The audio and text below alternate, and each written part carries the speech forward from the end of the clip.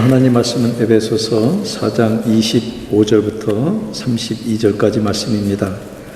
원래 그 단락은 5장 초입부까지지만은 4장 마지막까지만 읽겠습니다. 신앙생활은 뜬구름 잡는 게 아닙니다. 아주 구체적이고 실제적입니다. 사도 요한이 요한일서 4장 20절에 그 형제를 사랑하지 않는 자는 보지 못하는 하나님을 사랑할 수 없다. 잘라서 말합니다. 교회 다니면 사랑에 대해서 압니다. 사랑이 뭔지. 그런데 자기밖에 사랑할 줄 모르는 사람들이 많습니다. 그러면서 하는 사랑 타령은 사기입니다. 사랑스러워서 사랑하는 거 누구는 못합니까? 그러나 주님은 사랑스럽지 못한 우리를 사랑하기로 작정하시고 사랑하셨습니다. 그래서 그 사랑을 받아들인 사람들은 그 사랑을 배웁니다. 목사님, 그런 윤리적인 설교 말고 복음적인 설교 하십시오. 구원의 복음을 전해야지 무슨 윤리적인 설교를 하십니까? 그런 생각이 드십니까? 맞습니다. 복음의 핵심은 예수 그리스도의 십자가와 부활입니다. 그 핵심이 빠지면 안 됩니다. 그러나 복음을 믿고 구원받은 게 사실이면은 성경에서는 일관되게 사람은 그 열매로 알지니라, 열매를 맺는다고 그랬습니다. 그리고 그 열매들은 눈에 안 보이는 하나님과의 사이에 나타나지 않고 눈에 보이는 사람들과의 사이에서 나타납니다. 그런데 그 열매가 자동으로는 맺히지 않습니다. 여러분들, 사과 우리는 그냥 쉽게 따는 줄 알지만 사과 하나 맺히기 위해 가지고 농부나 사과나무가 얼마나 노력하는지 아세요?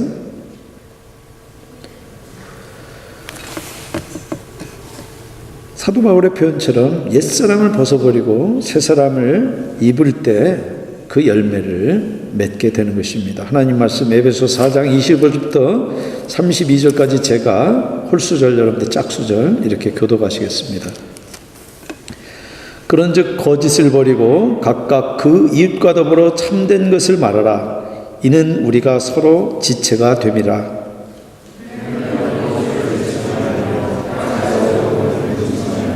마귀에게 틈을 주지 말라.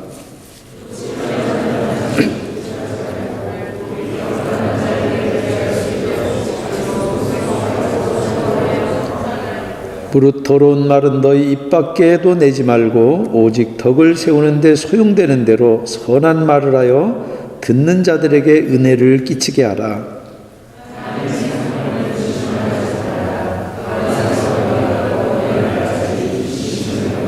너희는 모든 악독과 노함과 분냄과 떠드는 것과 비방하는 것을 모든 악의와 함께 버리고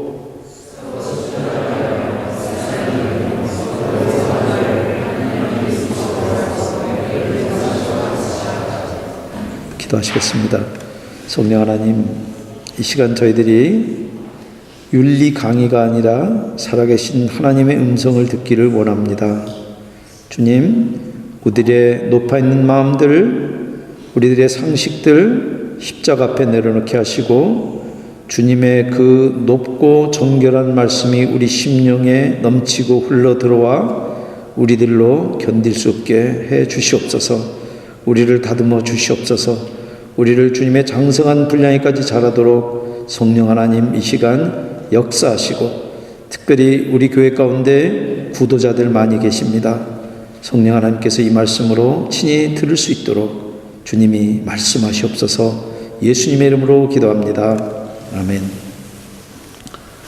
사도 바울이 여태 강의실에서 고상한 신학 강의를 하다가 느닷없이 저작거리로 장터로 뛰어내려옵니다. 그래서 여태까지는 참 알아듣기 좀 어려운 부분들이 있었지만 오늘 우리가 같이 교독한 본문 가운데 여러분들 해석이 필요한 부분이 있었습니까? 해석해야지만 알아들을 말은 오늘 한마디도 없었어요. 오늘 말씀은 해석이 필요한 말씀이 아니라 듣고 실천이 필요한 말씀입니다. 사도 바울이 강의를 지금 저작거리로 뛰어내려와서 계속하고 있습니다. 알아듣기 쉬운 말로 이제 앞에는 비유를 했어요. 옛사람을 벗어버리고 새사람을 입으라 그랬는데 구체적이고 실제적으로 뭐가 그러면 옛사람을 벗어버리는 거고 뭐가 새사람을 입는 건지 오늘 지금 이야기를 계속합니다. 그래서 단어가 똑같은 단어를 쓰고 있습니다. 우리말로는 번역을 다르게 했지만 오늘 이 단락을 시작하는 25절의 첫 번째 단어가 버리고입니다.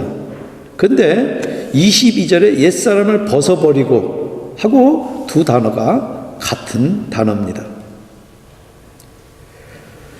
복음 믿는다고 그래서 그게 끝이 아닙니다. 그게 시작입니다. 그래서 우리가 옛사람은 계속 벗어버리고 새사람은 계속 덧입어서 계속 주 안에서 자라가는 것이 그게 정상적이에요. 여러분들 살아있는 것들은요 반드시 자랍니다.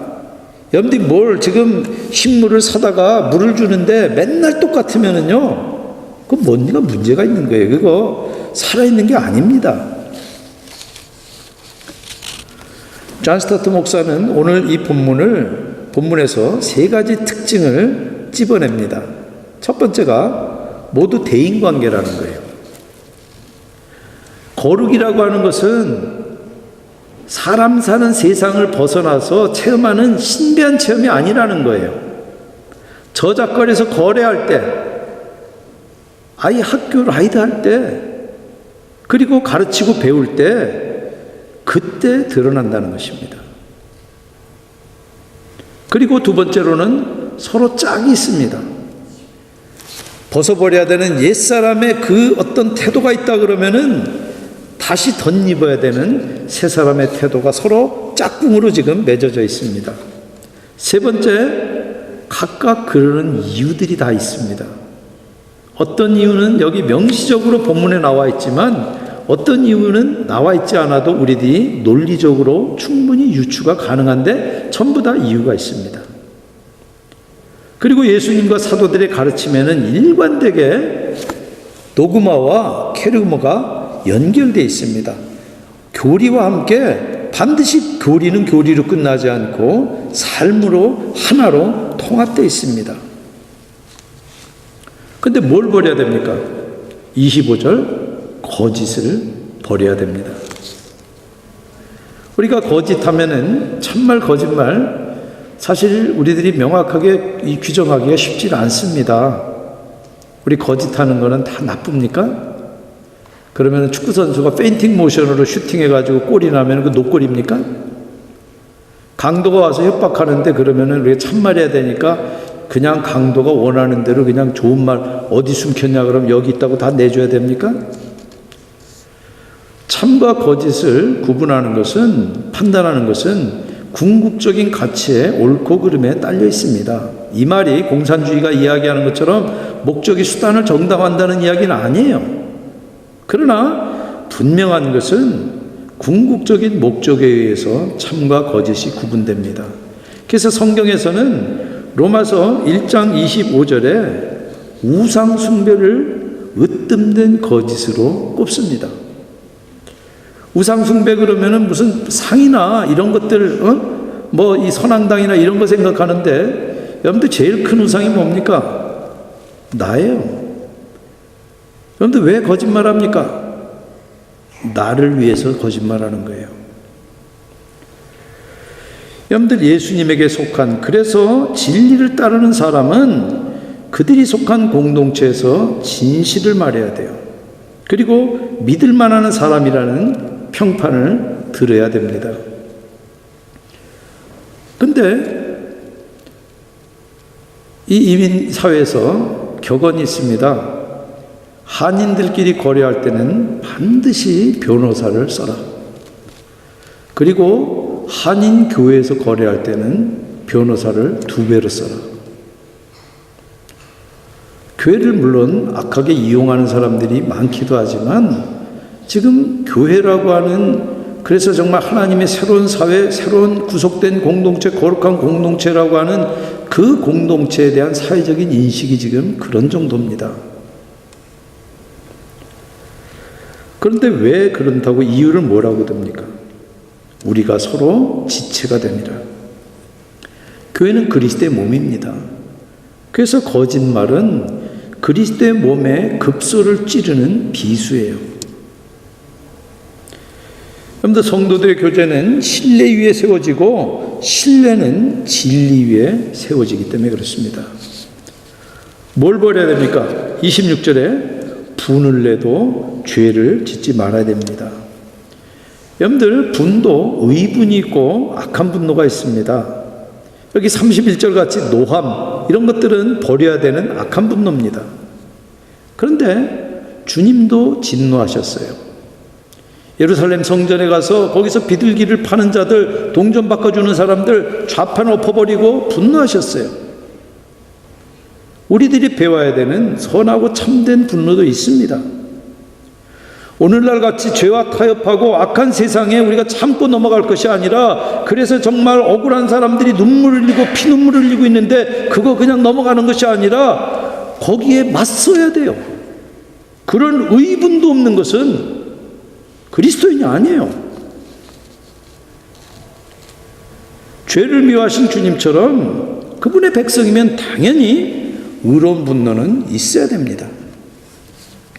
그런데 오늘 맥락을 잘 보십시오. 사도는 지금 교회 안에서의 의분을 말하고 있습니다. 교회라 그래서 좋은 게 좋다, 그게 아니라는 거예요. 참된 진정한 평화는 양보만으로는 절대 이룰 수 없다는 것입니다. 그런데 우리들이 잊지 말아야 될 사실이, 우리들은 구원받은 죄인이지 성자가 아니에요. 자꾸 착각해요, 우리가 그거를. 의분이라 할지라도 늘 파수꾼을 세워야 되는 이유입니다. 그래서 야고보서 1장 19절 20절에 성내는 걸로는 절대 하나님의 의를 이룰 수 없다. 그러니까 성을 더디내라. 그래서 사도 바울도 오늘 뭐라 그럽니까? 분을 내도 죄 짓지 말고 해가 지도록 분을 품지 말라. 이걸 또 그대로 리터럴리 문자적으로 해석을 해가지고 오늘 해 넘어가기 전에 그 얘기가 아닙니다. 마귀에게 아무리 의분이라 할지라도 거기에 이기적인 요소가 개입될 여지를 경계한 거예요. 그래서 만약 아무리 의분으로 시작했다 할지라도 거기에 이기적인 요소가 개입되면은 그게 바로 마귀가 공격하고 들어올 틈이 되고, 그걸 교두보라고 이야기하는 거예요. 교두보는 너무 고지가 튼튼해가지고 한꺼번에 점령하지 못할 때 그 앞에 가까운데 공략하기 위해서 만드는 것이 교두보예요. 사탄이 하나님의 백성을 무너뜨리기 어려울 때, 교회를 무너뜨리기 어려울 때 그 앞에다가 만드는 것이 교두보예요.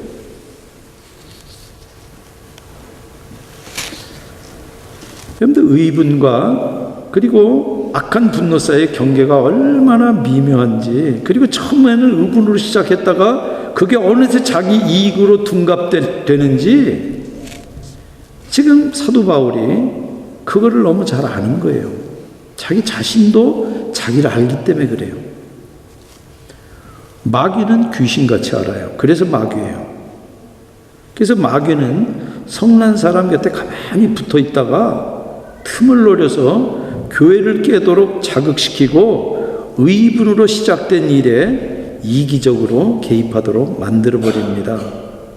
그래서 여러분들 조그마한 도시에도 교회들이 여러 개로 쪼개져 있는데 그게 다 마귀의 작품들이에요. 아주 성공적으로 그 일을 이민교회에서 잘 수행하고 있습니다. 뭘 버려야 됩니까? 28절에 도둑질입니다.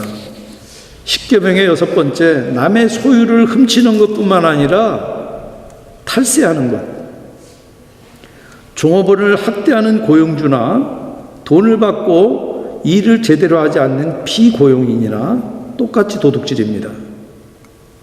에베소 교인들 가운데 이 편지 받는 사람들 가운데는 고용주도 있고 피고용인도 있습니다. 당시는 대부분이 비정규직입니다. 일자리도 부족하고 임금도 낮았어요. 고용보장이라든지 사회복지라는 개념조차도 없을 때입니다. 그런 상황에서 가족들을 부양하려면은 도둑질하는 수밖에 없어요.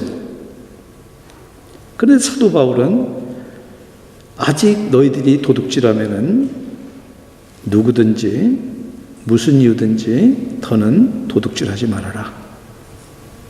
그것은 옛사람에 벗어버려야 될 습관이다. 대신에 네 손으로 수고해서 적극적으로 선한 일을 하는 것이 그게 바로 새 사람이다. 이 얘기입니다. 여러분들 국제투명성기구에서 해마다 각국의 한 170 국가 이상의 그 투명성을 이렇게 발표를 합니다. 한국은 어느 정도 될 것 같습니까? 우리가 경쟁 비교 상대로 보고 있는 일본이나 대만은 10위에서 20위 사이권입니다. 한국은 50위권이에요. 뇌물 주고받은 일로 대통령이 탄핵되고 수많은 기업인 고위공직자들이 지금 재판 중인데 정권이 바뀌면 이제 그게 없어질까요? 부패공화국이 끝날까요? 소망하려면은 교회라도 청렴해야 될 텐데 교회 가운데 특별히 대형 교회들 가운데 재정 투명성이라고 하는 단어 자체가 없습니다. 세계 최대의 장로교회가 한국에 있는데 그 교회 재정 장로님이 비자금 운영하다가 자살했어요. 그리고 아직도 재정을 공개하지 않습니다. 그런데 소망이 있습니까? 또 뭘 버려야 됩니까? 29절에 악한 말입니다. 말은 하나님의 정말 멋진 선물입니다. 하나님께서 말씀으로 천지를 창조하셨고 사람들에게 말씀하셨어요. 지금도 말씀하세요. 지금 제가 전하는 이것도 말씀이잖아요. 그렇기 때문에 더러운 말은 너희 입 밖에도 내지 말고, 허무는 말이 아니라 세우는 말. 여러분들 구원받은 주의 백성들이 어떻게 이 세상을 지혜롭게 살아갈지를 이야기한 격언집이 바로 잠언입니다. 그 잠언에 제일 많은 띠이 말이에요. 말이라는 하나님의 멋진 선물로 건설적으로 덕을 세우는데, 사람을 세우는데 쓰라는 것입니다. 그러면 듣는 자들에게 은혜를 끼친다는 것입니다. 그래서 예수님도 이 말에 대해서 여러 번 가르치셨어요. 마가복음 12장 33절부터 보시면은 말은 그 사람의 마음 속에 들어있는 것이 나온다는 거예요. 그리고 심판날 그동안에 그 사람이 내뱉은 부주의한 모든 말을 주님 앞에서 설명할 때가 있을 것이라고 경고하셨어요. 그래서 야고보 사도는 바로 예수님의 이 말씀을 인용하면서 혀가 가진 그 엄청난 영향력, 큰 배를 움직이는 것은 뒤에 붙어 있는 조그만 키인데 그게 바로 말이라는 거예요.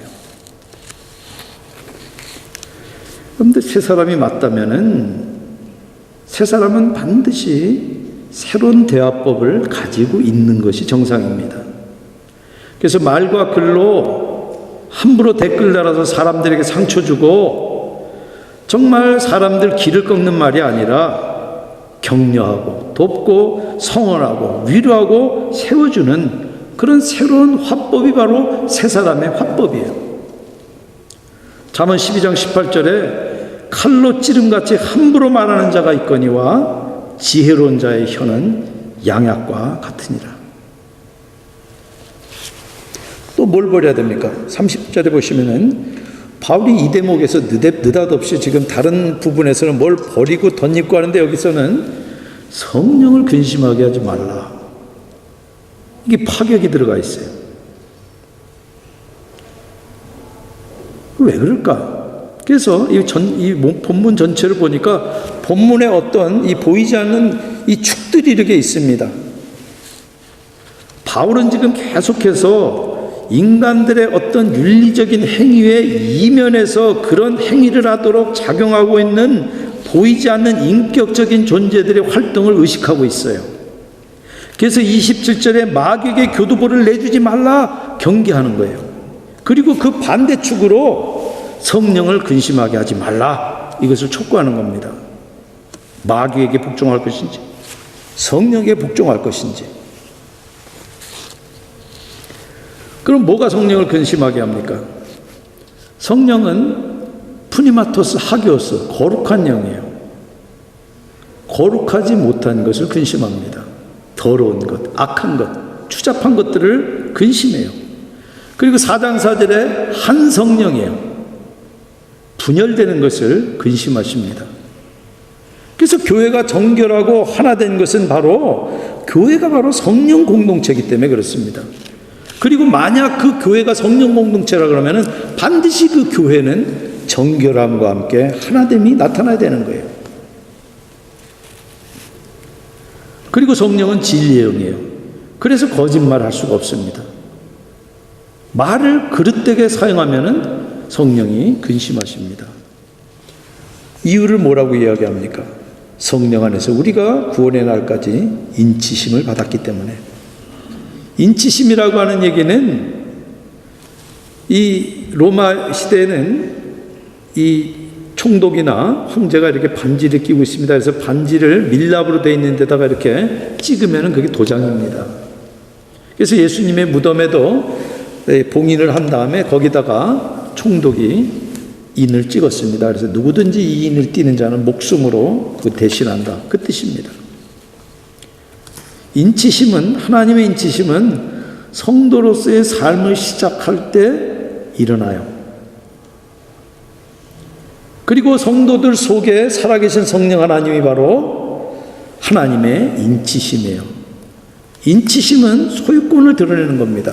여러분들 세븐디 타고 이렇게 캔사스로 저쪽 콜로라도 가다 보면은 그냥 풀밭에 소들 말들이 뛰어다닙니다.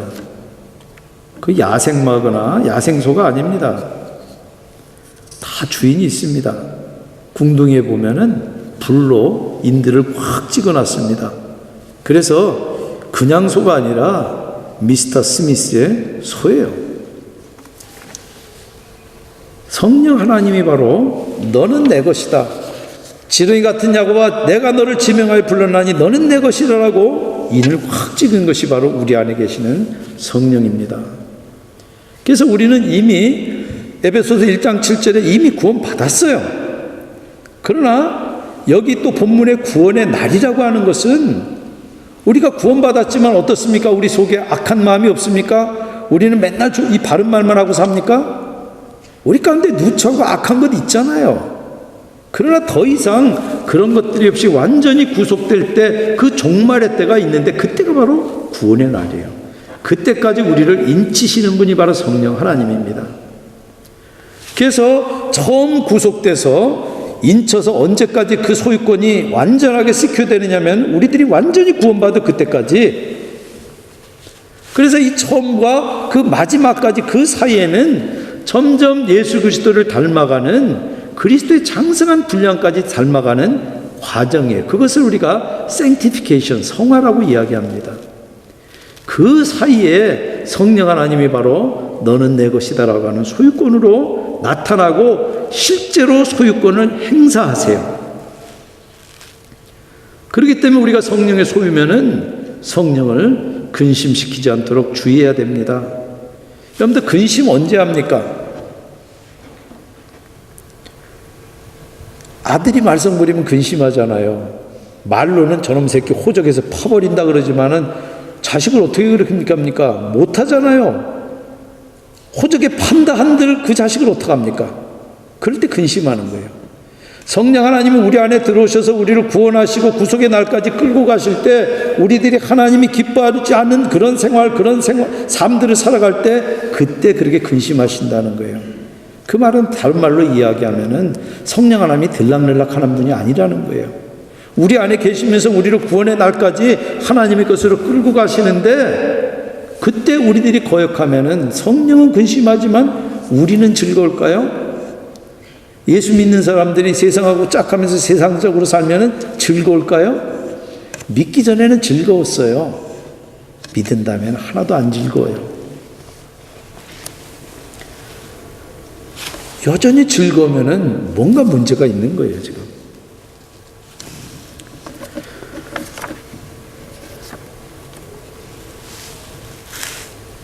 여기 지금 성도는 마땅히 죄와 불의를 미워하고 멀리해야 됩니다. 그런데 그런 소극적인 것이 아니라 더 적극적으로 성령을 기뻐하고 성령과 동행해야 됩니다. 31절에 모든 악독과 노함, 분냄과 떠드는 것, 비방하는 것, 모든 악의와 6가지 버리라고 지금 이야기하잖아요. 대신에 서로 친절하게 불쌍히 여기며 서로 용서하기를 하나님이 그리스도 안에서 우리를 용서하심 같이. 그런데 제가 지난번에도 말씀드렸지만 오늘 이 본문은 단순 명령이 아니라고 그랬죠. 서술 명령이라고 얘기했습니다. 너 지금 이제 당장 결심하라 이 얘기가 아니에요. 사도 바울은 너희 안에 성령을 기뻐하고 성령이 기뻐하는 삶을 살라는 얘기는 너희들이 성령으로 거듭나지 않고는 오늘 이 말씀은 죄송하지만 너하고는 상관이 없다 이 말입니다. 그런데 여기 6가지는 옛사람들에게 속한 우리들이 버려야 되는 그런 자세와 행동들입니다.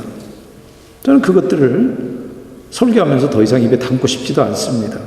대신에 더 적극적으로 하나님과 예수께서 하시는 행위의 특징을 말씀드리려고 합니다. 첫 번째, 서로 친절합니다. 여러분들 이 친절이라고 하는 이 헬라어 발음이 크레스토스입니다.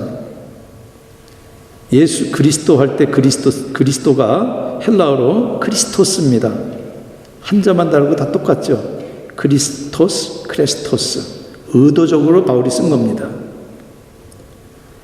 은혜를 모르는 배은망덕한 자들까지도 품는 하나님의 자비를 가르치는 단어가 크레스토스예요. 그리고 여기 서로 용서라는 말도 원문대로 그대로 번역하면은 서로 은혜 안에서 대하다는 거예요. 우리가 하나님께 은혜 안에서 대접받은 대로 하나님의 은혜와 자비 때문에 내가 착해서가 아니라 그게 동기가 돼서 우리도 정말 사랑받은 자녀답게 그렇게 하나님을 본받아서 친절하게 은혜 안에서 대하게 되고 대해야 된다는 것입니다. 여러분들 이 자식들은 부모에게 DNA를 물려받습니다. 그래서 시도 두고 못합니다. 성도는 하나님의 DNA를 가진 자들입니다. 하나님의 아버지의 DNA가 뭐라고 합니까? 하나님이 그리스도 안에서 너희를 용서하신 용서가 그분의 DNA예요. 그리고 당신을 우리들에게 대신 속죄물로 주신 그 단어를 디돔이라고 그러는데 그 단어를 4장 19절에는 이교도들을 향해서 썼습니다. 거기에 뭐라 그러냐면 그들은 방탕함의 자신들을 디돔이 넘겨줬다.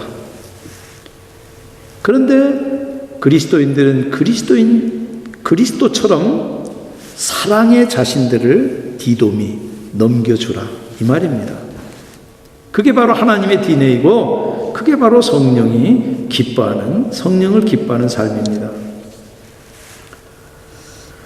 사도 바울은 오늘 본문에서 성도가 어떤 존재인지 시작해서 성도들이 믿는 내용 그리고 성도들이 어떻게 행동하는지 존재와 사고와 행동을 하나로 지금 결합시키고 있습니다. 서로 나뉠 수 없고 나뉘어서도 안 됩니다. 우리의 신분이 우리의 생각을 지배하고 우리의 생각이 행동을 지배하기 때문에 그렇습니다. 성도는 옛사람을 벗어버리고 새사람을 입은 존재예요. 하나님이 하신 일이에요. 그렇기 때문에 성도는 진리 안에서 예수 그리스도께 사사받은 것처럼 사다받은 그것을 기억하고 붙들고 사는 사람이지 그거 다 잊어버리고 그냥 옛날에 살던 대로 돌아가는 것이 아닙니다. 그렇게 사는 것을 기독교 세계관이라고 이야기합니다.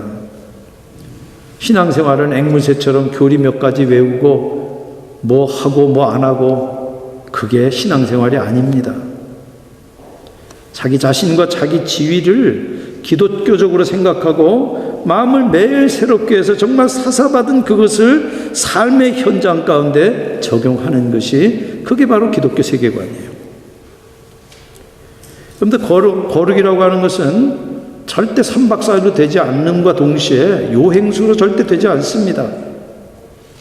여러분들 요행이 타고나기를 천성적으로 착하게 타고난 사람이 있지만 거룩은 절대 그렇게 되지 않습니다. 성령께서 우리 안에서 역사하시는 그 성화에 우리가 뒷짐지고 구경꾼으로 있는 게 아니라는 얘기예요. 그게 아니라 그리스도 안에 있는 새로운 사람답게 그 사람에게 걸맞는 그런 의도를 가지고 과감하게 우리의 옛사람은 벗어버리고 우리의 새사람은 입어야 되는 것입니다. 여러분들, 제가 에베소서를 처음 시작하면서 말씀드렸던 헬라 단어가 하나 있습니다. 악시오스라고 하는 단어 기억하십니까? 4장 1절의 핵심 단어라고 이야기했습니다. 하나님이 우리를 부르신 그 부르심에 합당하게라는 뜻이 바로 악시오스예요. 우리를 그렇게 합당하게 살도록 부르신 것이지 그냥 이전에 너희 살던 그대로 추하고 악하고 더러운 상태로 세상과 짝하면서 그렇게 살라, 그러라고 부른 게 아니라는 것입니다. 그런데 교리가 중요합니다. 왜냐하면 바른 행동은 바른 교리에서 나오기 때문에 그렇습니다. 교리가 잘못되면요 절대 거기서 바른 행동이 나올 수 없습니다. 성도들은 그리스도 안에서 우리가 어떤 존재인지 분명한 교리를 분명하게 알 때 비로소 우리들이 부르심에 합당하게 사는 삶이 어떤 건지 알고 그걸 알 때 마음의 소원이 들고 그 일이 우리들에게 이루어질 수 있는 것입니다. 뭐가 옳은지 그른지 그런 것들조차도 모르면은 내 안에 갈망이 생기질 않아요. 아, 다 이렇게 살다 가는 거지. 그게 아니라 아니 분명히 내가 믿는 게 맞고 그리고 내가 주님 사랑하는 마음이 있는데 내가 왜 이러지? 내가 이러는 거 아닌데? 그런 갈등이 있고 고민이 있고 그래야지 그 사람에게 변화가 가능하고 그 사람에게 영적인 성숙이 가능하게 되는 것입니다. 그리고 하나님의 DNA를 알아야지 내가 어떻게 사는 것이 하나님 닮은 삶인지를 우리가 알게 되는 것입니다. 그런 은혜가 저 여러분들 가운데 넘치시기를 주님의 이름으로 축원드립니다. 같이 기도하시겠습니다.